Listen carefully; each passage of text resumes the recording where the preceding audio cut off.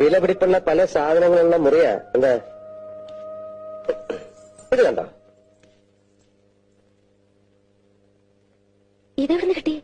ഇതാ നാഗവല്ലിയുടെ ചിലങ്ക. അതായത് 150 പരം വർഷങ്ങൾ പഴക്കമുള്ള ചിലങ്ക.